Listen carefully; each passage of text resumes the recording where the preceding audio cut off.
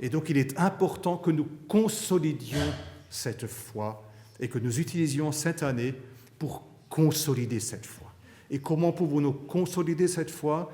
Il faut entendre la parole, il faut recevoir la Sainte Seine, et il y a surtout un travail personnel à faire. Mon appel à chacun, c'est de faire ce travail personnel pour consolider sa foi personnelle, pour redonner l'importance qu'elle mérite à la foi, mais aussi pour la débarrasser de tout ce qui est secondaire. Notre foi personnelle, ta foi, la tienne, la mienne, est un mélange. Un mélange, il y a d'une part les vérités de l'Évangile, ce qui est marqué là. Vérité de la Bible, les vérités de l'Évangile.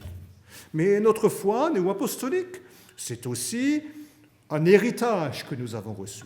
C'est tout l'enseignement que nous ont donné nos parents, nos modèles, tous les conseils que nous avons reçus.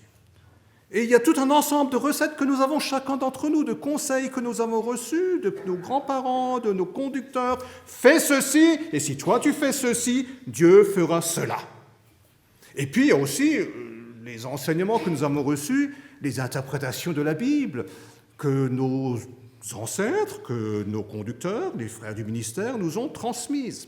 Et parce qu'on fait ce mélange de la foi, on se rend compte, ah oui, mais il y a des choses, ça ne marche pas. Hein. Je connais beaucoup de gens qui ont respecté à la lettre les règles et ils n'ont pas eu ce qu'ils pensaient avoir. Et ils ont prié. Et Dieu n'a pas exaucé leur prière. Les promesses faites par le serviteur ne se sont pas réalisées.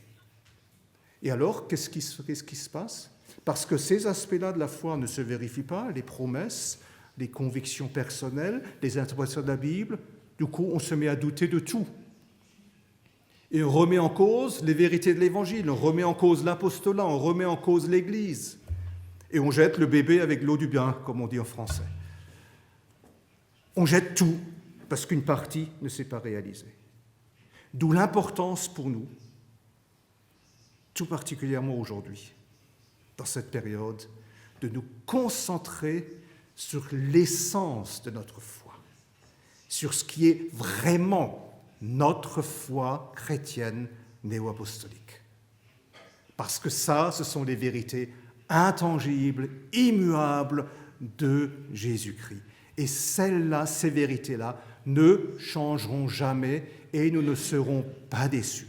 Je ne dis pas que tout le reste ne vaut rien, c'est un héritage précieux, un capital qui a plein de valeurs. Tout ce que nos ancêtres nous ont appris, tout cela, c'est bien. Mais attention, ce n'est pas une vérité immuable. Ça ne marche pas à tous les coups. Ça ne marche pas pour tout le monde, ça ne marche pas partout. Par contre, ce que Jésus nous apprend, ce qui est indispensable à la vie éternelle, ça, c'est toujours vrai. Crois seulement, mais concentre-toi sur Jésus-Christ et son enseignement tel qu'il nous est enseigné par l'apostolat.